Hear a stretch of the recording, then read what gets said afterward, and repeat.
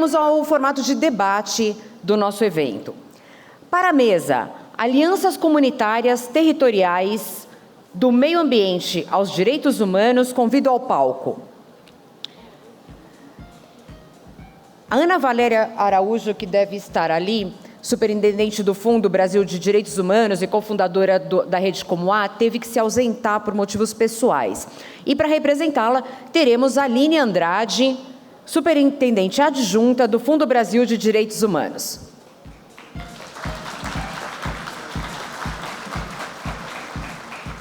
Braulina Baniwa, diretora executiva da Articulação Nacional das Mulheres Indígenas Guerreiras da Ancestralidade.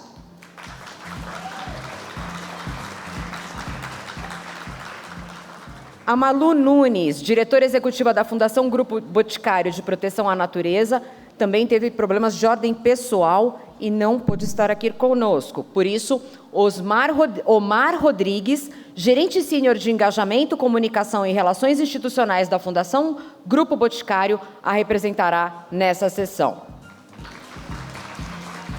E na moderação, Diane Pereira de Souza, presidente do Instituto Baixada. Com você, Diane.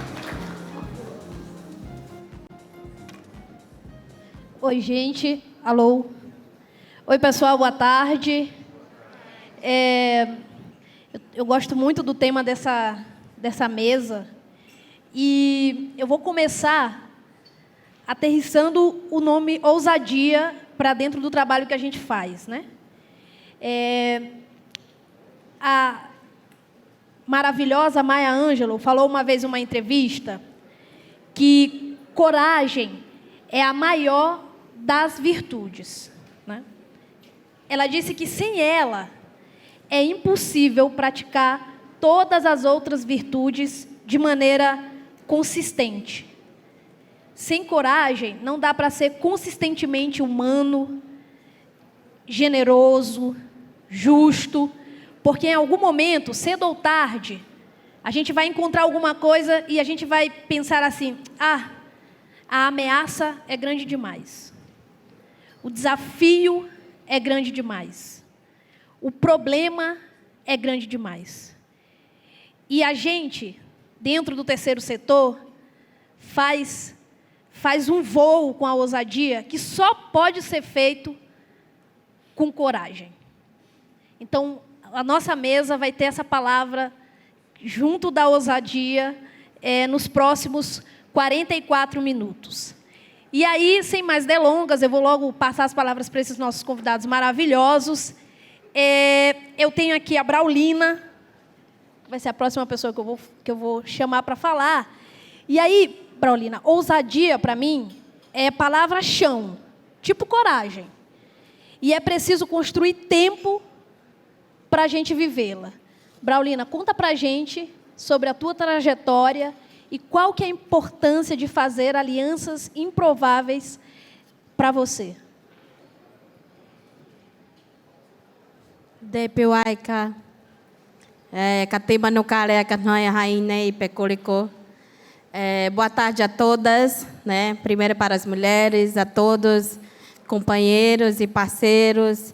É uma satisfação enorme representar as mulheres indígenas do Brasil nesse espaço, representar as mulheres biomas do Brasil.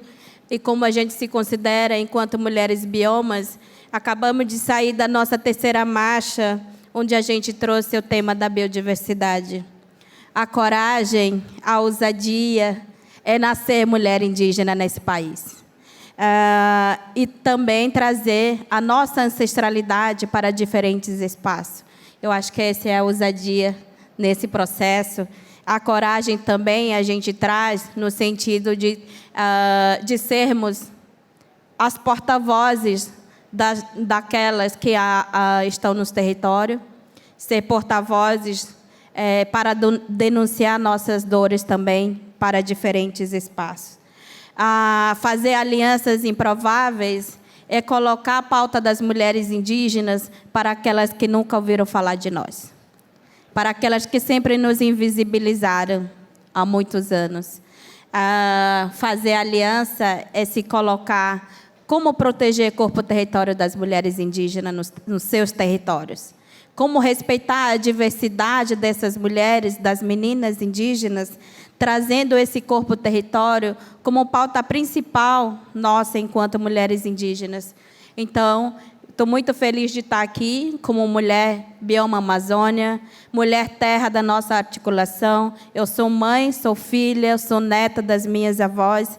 E dentro da nossa articulação, a gente tem colocado bastante a importância de nós, as mulheres sementes, também ocupar esses espaços, para trazer essa pauta do corpo território para além das nossas comunidades, do nosso território, para que a gente seja lembrado, para que a gente também busque parcerias e nessa fazer com que se usem também a apoiar a pauta das mulheres indígenas. Então, essa é a coragem de estar na linha de frente hoje, como a diretora executiva da nossa articulação, e, ao mesmo tempo, trazer o protagonismo de nós mesmos falar por nós.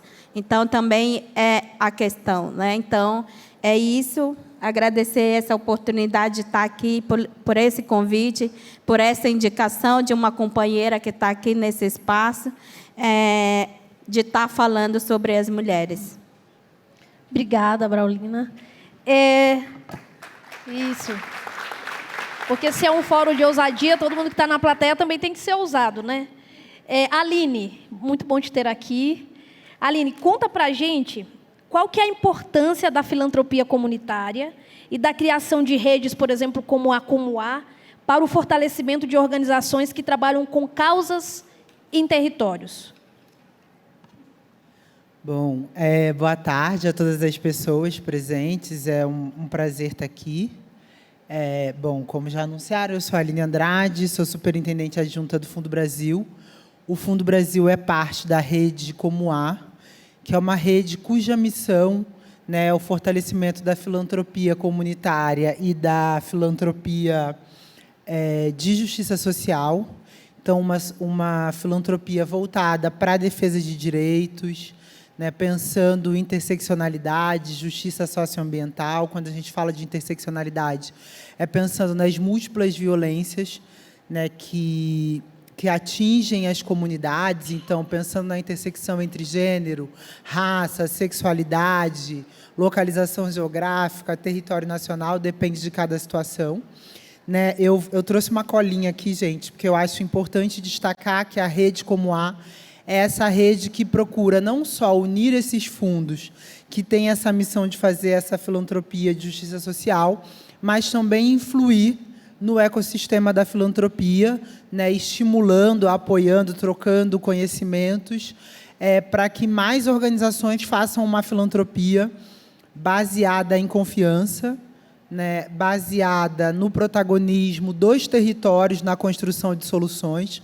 Então, em sua maioria, né, nós somos organizações que não implementamos projetos diretamente, mas apoiamos projetos. Não construímos soluções, eu acho que de cima para baixo, que acredita na horizontalidade e que acredita que, de fato, são os territórios que têm a dizer para nós quais são suas soluções. Então, eu acho que a importância da rede Comuá, além do desenvolvimento dessa própria filantropia, é fazer com que a gente potencialize as nossas iniciativas através dessa união. Eu estava falando da colinha, eu queria citar os membros da Comuá. Então, a gente tem, né, como sócios a Brasil Foundation, a Casa Fluminense, Fumbeia, o Fundo Aguibara, o Fundo Baobá, Fundo Brasil, Fundo Casa, Fundo Elas, o Fundo Positivo, o ICOM, o IX, o Instituto Baixada, o Instituto Procomum, o ISPN, Redes da Maré e Taboa, e a Taboa. Então, a gente tem, acho que, uma rede robusta de organizações que têm em comum esse trabalho e que, de fato, acreditam que o fortalecimento da sociedade civil é essencial para o fortalecimento da democracia e para a construção de um projeto, eu acho que de futuro, que inclua a todas e todos nós. Fiquei no tempo? Fiquei, né? Espero que sim. Não, tá bom já. Tá bom, por enquanto, né? Pode aplaudir se vocês quiserem também. Inclusive, o Fundo Brasil apoia também a articulação, né? Sim. Então, a gente está aqui também realmente tudo conectado. Omar, é contigo. Obrigada por estar aqui. A gente queria saber quais são os eixos de atuação da Fundação, né, do Grupo Boticário, e os territórios onde vocês atuam, né? A conexão com o negócio e com as questões meio ambiente e direitos humanos, e como as questões meio ambiente e direitos humanos são transversais ao que vocês fazem.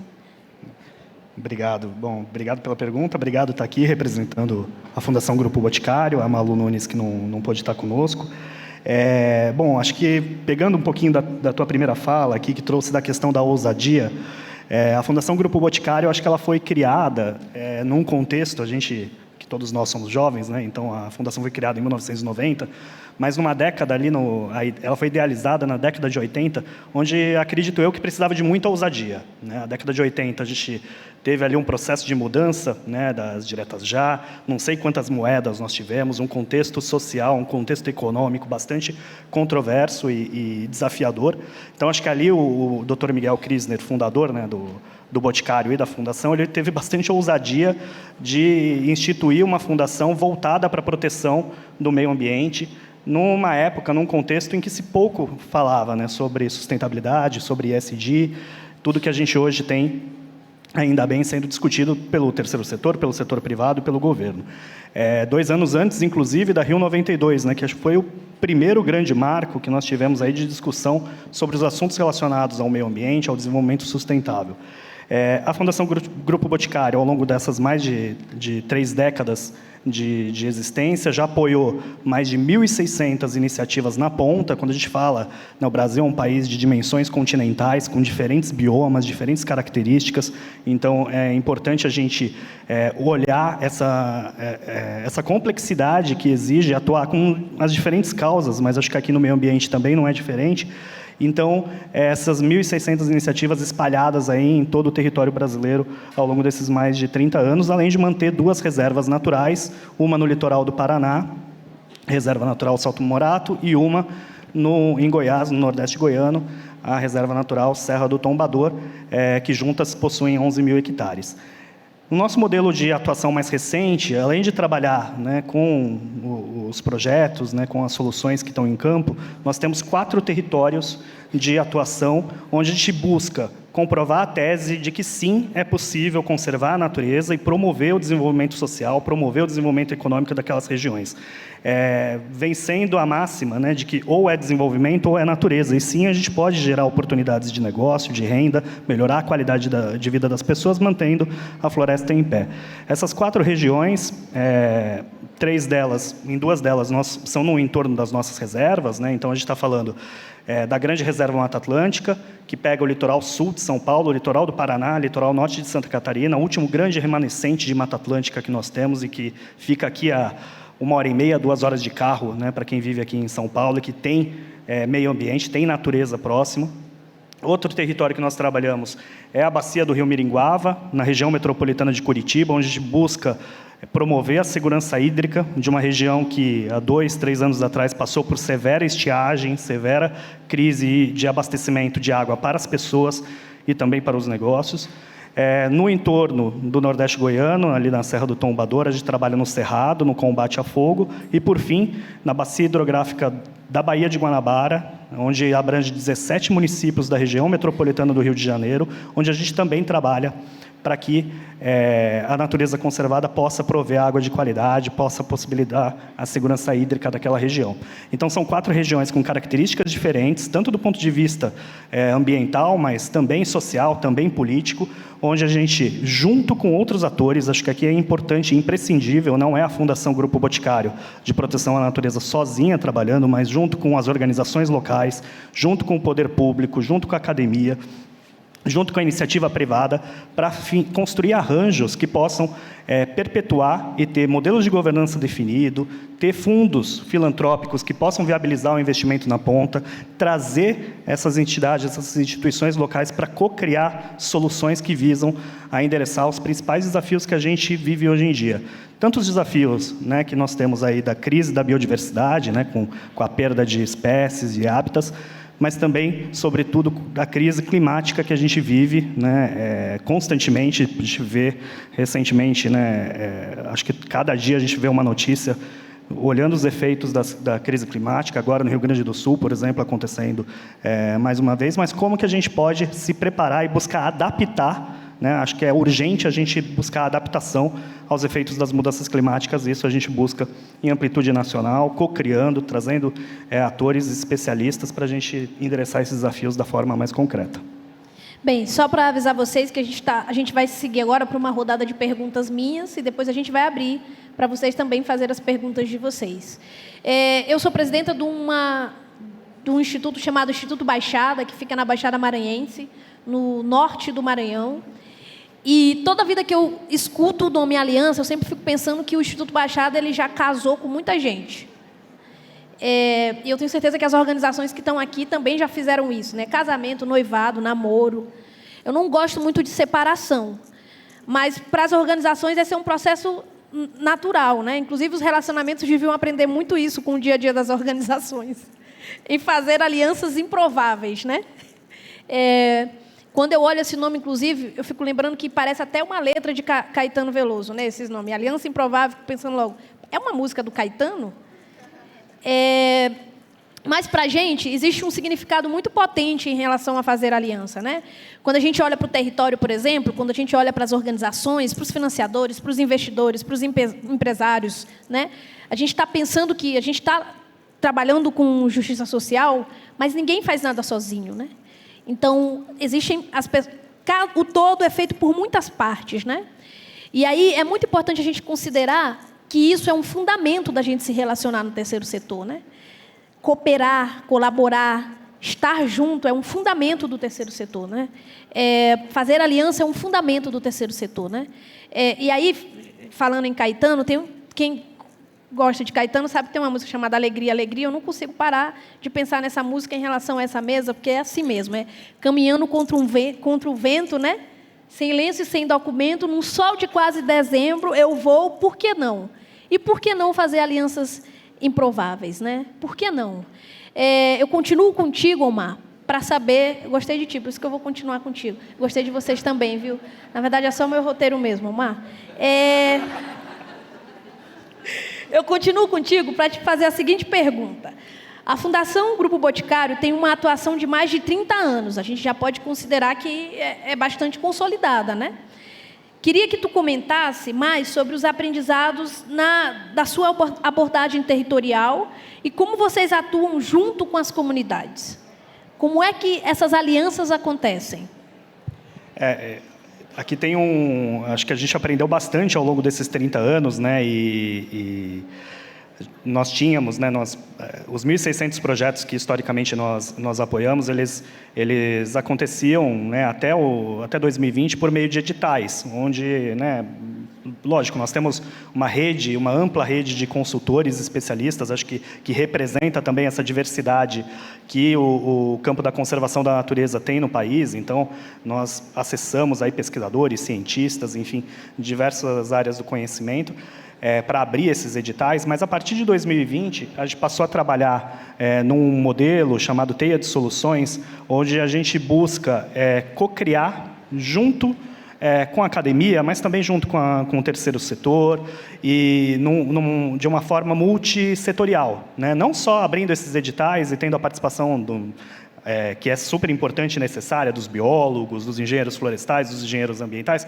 mas também trazendo para propor soluções um comunicador, né, um engenheiro de alguma área do conhecimento, um estatístico, um matemático, porque a gente entende que a conservação da natureza ela não é só um tema ambiental, ela precisa gerar benefícios e gerar ganhos para as pessoas. Inclusive, a gente acredita muito naquele modelo dos Objetivos do Desenvolvimento Sustentável, e a Fundação trabalha nos 4 ODS relacionados ao meio ambiente, de que só tendo o meio ambiente preservado e conservado a gente consegue prover uma sociedade mais justa e equilibrada e, por consequência, uma economia mais próspera. Então, é importante trazer os outros atores, os outros setores, para propor essas soluções em conjunto e endereçar isso de uma forma bastante assertiva. E aí que entram os atores que estão no campo, quem está na ponta, quem está dentro dos territórios. Isso acontece tanto por meio da teia de soluções, como por meio das iniciativas, dos movimentos, das alianças que a gente possui em campo.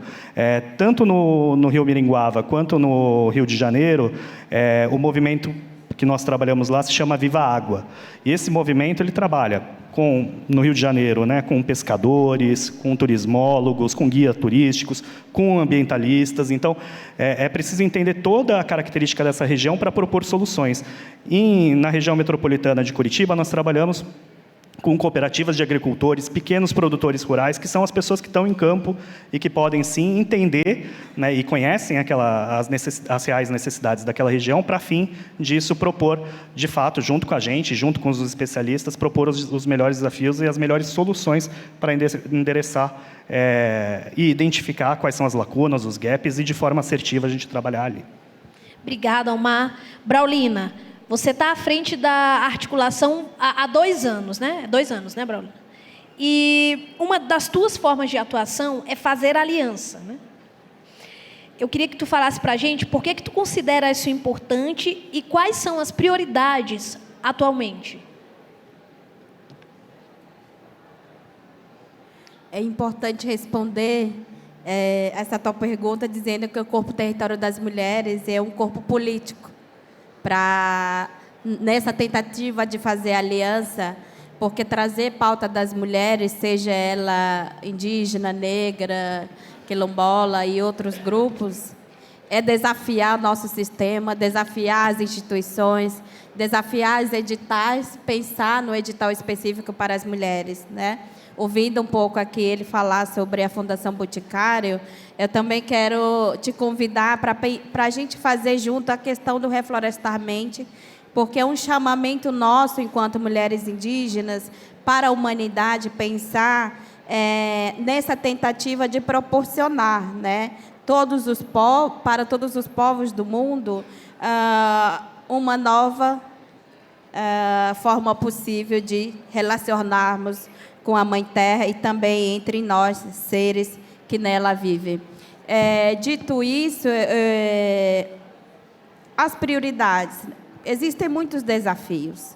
A nossa prioridade nesse momento, enquanto mulheres indígenas da nossa articulação, é dizer que as mulheres indígenas estão presentes em 26 estados.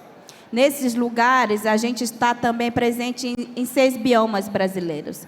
Para nós, a Mata Atlântica, Cerrado, Caatinga, Pantanal e Pampa têm a mesma importância da Amazônia. Então, como reparar isso, onde já aconteceu violência e violação nos territórios indígenas e com as mulheres indígenas?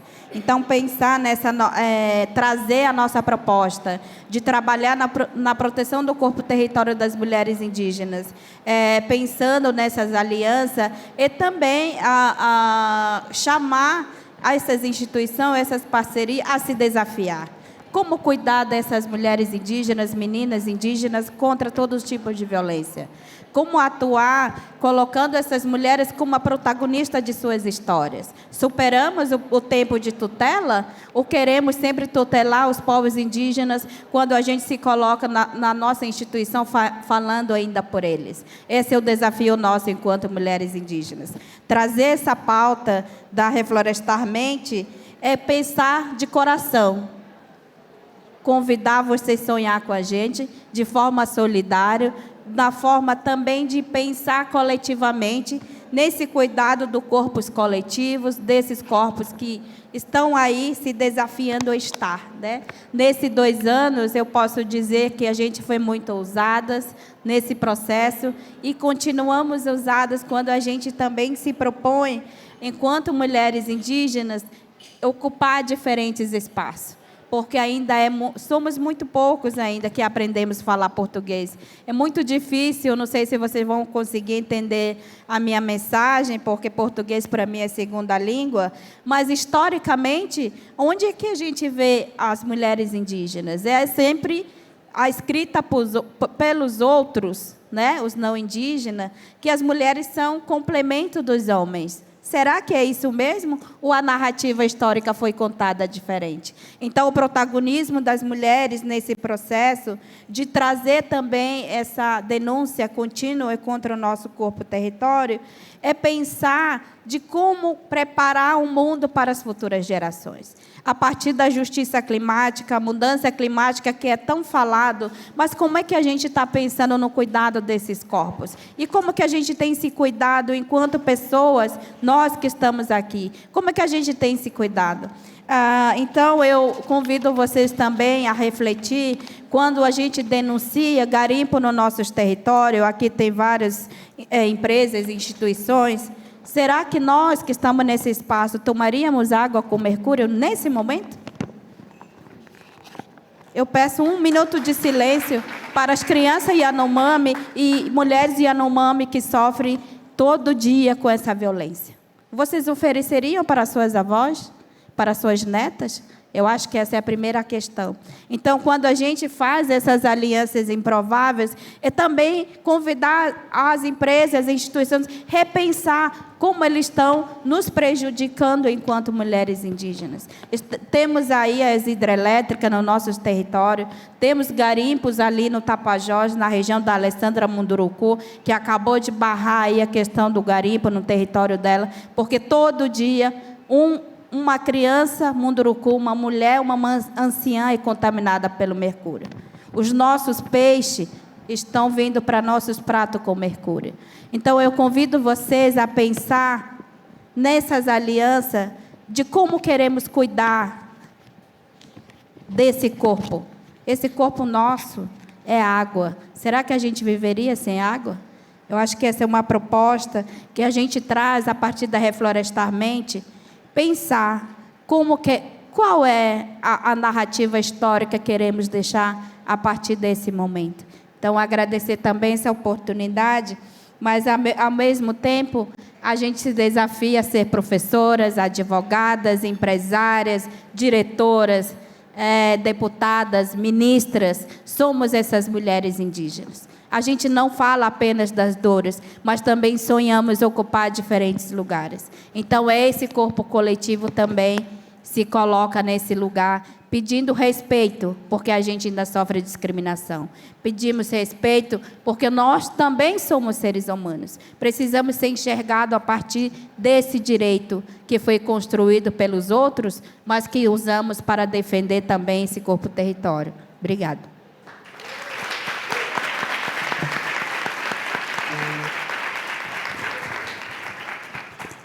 Aline, eu queria te fazer outra pergunta, mas vou seguir meu roteiro. Eu queria que qual que é a tua visão acerca do monitoramento e avaliação dentro dessa perspectiva de apoio a processos? Quando os resultados esperados não são tão bem definidos, né? Como é que se faz... Porque construir aliança também é confiança, né? A gente está conversando muito isso no terceiro setor sobre confiança, né? Como é que esse processo acontece, por exemplo, né? O Fundo Brasil constrói aliança no país inteiro, né? Como é que tu vê esse aspecto da confiança, né, dentro dos processos para essas parcerias, por exemplo, né?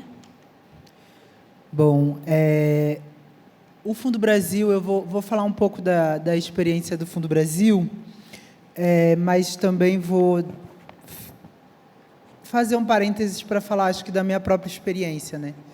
Então, o Fundo Brasil tem apoiado há 16 anos organizações de base que têm trabalhado com projetos de defesa de direitos humanos. Então, a gente sabe que esses projetos de defesa de direitos, muitas vezes, a gente não tem uma mensuração de resultados, outputs, outcomes, que as pessoas gostam de discutir, da forma que a gente vê nos projetos. É preciso dizer para uma parte da filantropia, uma parte para a gestão de projetos, que e eu, pessoalmente, enfim, sou uma professora de políticas públicas baseadas em evidências. Então, esse é o meu campo, construção de dados para políticas públicas, né? Eu, pessoalmente, faço isso. Mas uma parte do que a gente faz em projetos de medição de impacto social é uma ficção. e que eu acho que faz mais sentido nos escritórios das pessoas do que no chão, do que na base, do que as pessoas estão construindo. E aí, isso não estava no meu roteiro de resposta, mas ouvindo a Braulina falar, e o Fundo Brasil já teve uma parceria, né, já apoiamos num edital a Amiga e tivemos na Caravana das Originárias e tivemos a felicidade de apoiar essas organizações. E quando ela fala, por exemplo, da água com mercúrio, das ameaças que as organizações estão fazendo, e eu fico pensando, né, como é que a gente mensura nos nossos processos, por exemplo, as tecnologias de sobrevivência que são criadas por essas mulheres? Como é que a gente mensura nesses projetos quanto de nós não morremos? E aí, quando eu digo que vou falar isso num aspecto pessoal, eu falo por mim. Eu fui, eu mesma, membro da Juventude Negra, apoiada num projeto. A gente tinha articulação das Juventudes Negras no Brasil, a gente tinha 18, 19 anos, como vocês sabem, uma coisa assim, ano passado, que aconteceu, apoiei esse processo, quando eu era da Juventude Negra, e a gente fez um livro sobre juventudes negras do Brasil, e participou de todas as conferências que aconteciam na época. Fizemos articulação, fundação de liderança, tivemos apoio de várias organizações, o Fundo Brasil apoiou, a Frederic Ebert apoiou, Guelé 10, Crioula, no Rio de Janeiro, Coisa de Mulher e tal, Educafro. Um monte de organização apoiou aquela juventude e não tem como medir. Enfim, a gente entregou um produto, que era o livro e a nossa ida às conferências. Mas eu hoje, quando eu vejo a minha geração, né, com Carla Cotirene, com Djamila Ribeiro, que são pessoas que, enfim, foram disputar, eu acho que narrativas contra-hegemônicas 20 anos depois, eu tenho certeza que aquilo não apareceu como resultado do nosso projeto do Injune, por exemplo. Então, eu acho que a gente precisa construir um outro tipo de imaginação, eu acho que por o que é resultado, né? E eu acho que é uma filantropia baseada em confiança, né, e que não se apega a esses resultados que apenas viram números, é uma filantropia que aposta mesmo no ser humano enquanto projeto. E acho que é essencial, eu acho, que a gente sair dessa ficção de segurança e de que, enfim, dados fechadinhos de projeto, quantas vidas impactamos, quantos produtos apresentamos, quantas coisas foram entregues, e entender que a mobilização de mentes e coração, como dizem os movimentos sociais, é algo essencial para um país que não pode se dar o luxo de desperdiçar nem a juventude negra, nem os idosos, nem a juventude indígena, nem os imigrantes. Então, eu acho que não pode se dar o luxo de desperdiçar ninguém. Muitas vezes, quando a gente elimina esses projetos baseado em resultado, o que a gente está fazendo, baseado em resultados que não são reais. Eu queria dizer isso, gente. Uma da parte dessas construções de evidência são coisas da cabeça de vocês nos escritórios. Isso não é verdade, né? Tem outros resultados, tem outras coisas acontecendo no mundo, tem outras formas de se medir realidade e resultado, que estão aí, e os grupos sabem fazer isso. Acho que a gente precisa parar para ouvir essas organizações, para entender como é que a gente mede esses resultados e aprendizado. E eu já vi ali a placa de 1 minuto, eu juro que eu me emocionei, eu juro que eu vou terminar de falar, mas o que eu queria dizer é que eu acho que a gente tem que realmente ser a ousadia, eu acho que da filantropia, nesse caso, é acreditar na vida mesmo e acreditar na possibilidade desses grupos de construir tecnologia de sobrevivência e de nos apresentar um outro futuro mesmo, um outro futuro possível. Pronto. Obrigada, Aline. Nossa, as meninas do templo já estão desesperadas. Se um dia vocês quiserem me chamar para fazer evento, não me coloca no tempo, porque eu não tenho coração para essas coisas. A gente vai abrir agora para uma rodada de perguntas, é isso, né? Não? Do público? Não tem pergunta do público? Tem? Tem. Quem for fazer pergunta tem só 30 segundos, porque os que vão responder tem só 1,5. Então, a gente tem que se ajudar. Alguém quer fazer alguma pergunta? Primeiro, alguém tem alguma pergunta para fazer? Tem uma pergunta. Salvou a nossa mesa. Tem alguma pergunta?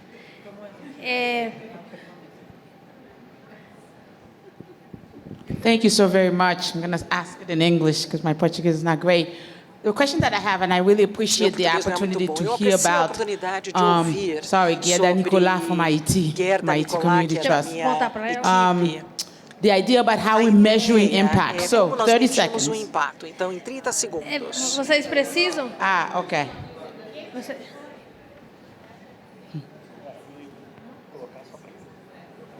Okay. Mais. Para responder, todo mundo precisa. So, yeah, everybody needs a headset. Mais um Yes. aqui para gata. Isso. One more. Okay.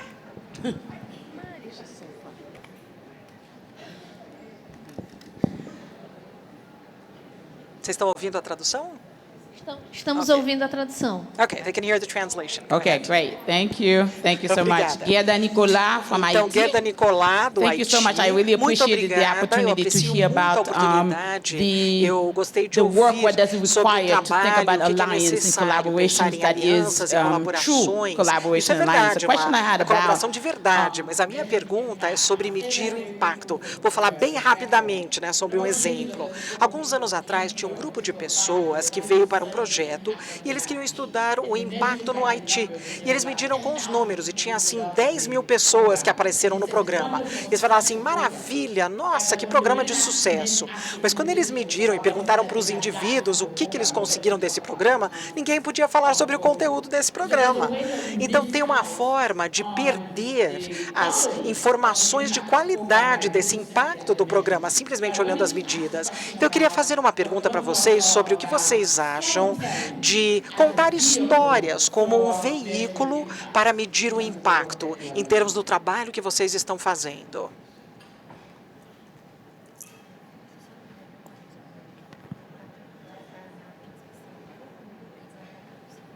Ah, entendi. Eu acho que essa pergunta a gente podia responder a todo mundo, né? Que eu acho que é bem legal, né? Todo mundo estava de fone, não estava? Mas pediram para eu resumir na... Ah, entendi. Então, qual que é a ideia? A ideia é a gente conversar sobre o que a gente acha de contar histórias, né, em relação a outras formas de medir impacto ou o que a gente vive nas nossas organizações. Todo mundo estava ouvindo, entendeu? Acho que vai ficar... Pode começar por ti, Omar. Assim, se tu quiser, né? Vamos lá, vamos tentar. Acho que tem o que a colega falou ali, muito verdade. Assim, acho que a gente olha, quando olha o impacto, acho que a gente não olha o real resultado e qual é a transformação que a gente está gerando, de fato, na ponta, né? E contar histórias, eu acho que além de ser uma forma de tentar traduzir isso, mas é muito difícil também da gente ter KPIs, ter indicadores, enfim, tudo comum para a gente realmente depois conseguir agrupar e mostrar a transformação de fato que foi gerada. Ela é uma forma muito importante da gente gerar engajamento e conexão com as pessoas para ampliar esse impacto e ampliar a replicação, a amplificação de outros resultados. Um exemplo que eu tenho dentro de uma das iniciativas do Movimento Viva Água Miringuava é a Luciane, que é uma produtora rural, uma pequena produtora rural, produz hortaliças ali na região metropolitana de Curitiba. Esse movimento, ele hoje, né, quando olha a questão de segurança hídrica, ele é responsável por abastecer 600 mil pessoas que vivem naquela região.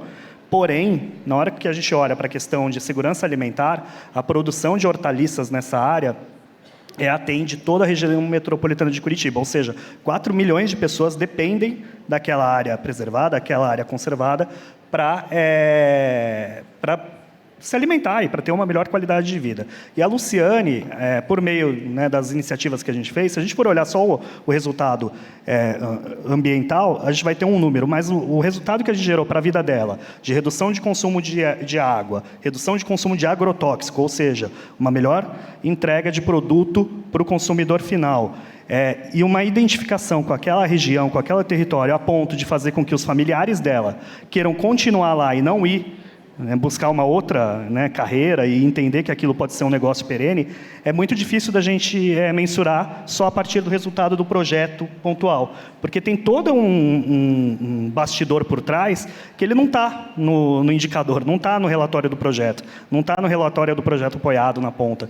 Então, contar histórias faz com que a gente, que sim, né, estamos no escritório ali, conheça e saiba o impacto realmente que a gente está gerando na ponta, e a transformação é muito maior do que só uma folha de papel. Obrigada, Omar. Certinho nos teus segundos. Acho que, Braulina, é com você. Vou te dar todo o tempo. Não, não vou não. Tá aqui na TV. 1 minuto. Que desafio. Então, esse é o desafio de quem se usa, por exemplo, a nomear a sua luta, que foi no nosso caso das mulheres indígenas. Há 2 anos atrás, ninguém queria nos apoiar. Ninguém acreditou no nosso processo, porque todos os editais ou apoiadores querem resultados. Eles falavam assim, vocês têm que ter pelo menos 3 anos de atuação para a gente pensar se realmente... Ok. Como somos ousadas, seguimos fazendo nosso trabalho, e hoje, com muita felicidade, a gente fala assim, quem não nos apoiou lá atrás, hoje está aplaudindo nossa caminhada. Então, esse processo para nós também, de resultado com a memória digital, que são as narrativas das nossas anciãs, que foram nossas professoras. Eu tive muita alegria de receber as primeiras coordenadoras do Departamento de Mulheres da minha região, dizendo assim, parabéns, eu sou da 3ª geração de lideranças femininas a nível do Brasil, está na linha de frente hoje como diretora executiva, mas ainda há uma resistência quando a gente vai atrás do apoio financeiro para as mulheres indígenas. Então, a gente pede também apoio nesse sentido para acreditar no nosso processo. Mesmo se não acreditar, vão aplaudir nosso trabalho. Eu acho que esse é a ousadia das mulheres, independente de raça e cor, classe social. E quando os outros, né, a gente fala assim, a gente está falando de resultado concreto. Nós, mulheres indígenas, estamos aí trabalhando para que mais mulheres venham e ocupem esse lugar, para que mais mulheres, na próxima edição, por exemplo, desse evento, tenha mais mulheres de outros biomas contando sua história. Eu acho que esses são o processo. A oportunidade que é dado traz outras narrativas que é dado para essas pessoas. Então, somos essas mulheres que se tornam protagonistas e multiplicam também esses resultados através dos cantos, dos rezos, não só de números, porque eu acho que o número ela faz parte, mas a alegria, por exemplo, de ver na 3ª edição da nossa 3ª marcha, 8.000 mulheres acreditando nesse processo, que falar é importante, ocupar espaço é importante, para nós é um processo muito significativo enquanto mulheres indígenas no Brasil hoje. Obrigada. Obrigada, Braulina. Aline, você tem 1 minuto e meio. Eu vou falar rapidinho. Bom, primeiro eu queria agradecer pela pergunta, a companheira do Haiti. De fato, eu acho que é isso, números são importantes, mas eu acho que as narrativas, né, são essenciais para a gente humanizar esse processo e entender o impacto. E o que eu acho mais importante, tem um cineasta brasileiro que fez eu esqueci o nome dele agora, mas ele fez um filme chamado Branco Sai, Preto Fica. E no final do filme, ele projeta uma frase escrito sobre nossa história, fabulamos nós mesmos. E eu acho essa uma frase muito poderosa, porque eu acho que não é só o fato da gente veicular a narrativa que a gente, né, que a organização pode trazer a partir de um relatório, onde a gente pergunta quais foram os desafios, aprendizados, mas entender que a versão que a gente tem que contar do projeto é a versão que aquele grupo tem sobre si. Então, os grupos têm que ser protagonistas da sua própria história. Eu acho que isso faz muita diferença. Isso muda a pergunta, né? Não é só o que eu quero saber, eu também tenho financiador, eu também tenho que fazer relatório, colocar número, evidência. Nós, de Filantropia e Justiça Social, também captamos recursos. Então, a gente sabe o que é preciso. Mas existe uma dimensão que é essa de você dar valor, dar lugar para essa história, né, das pessoas. E aí, o Fundo Brasil, para terminar, a gente tem uma plataforma chamada Plataforma Brasil de Direitos, onde a gente tem uma mediação de um jornalista, de facilitadores, para que os grupos, para além daquilo que eles entregam para a gente no relatório, eles tenham um espaço para contar a trajetória deles de projeto, o que aconteceu, quais são os resultados, veicularem suas fotos, materiais.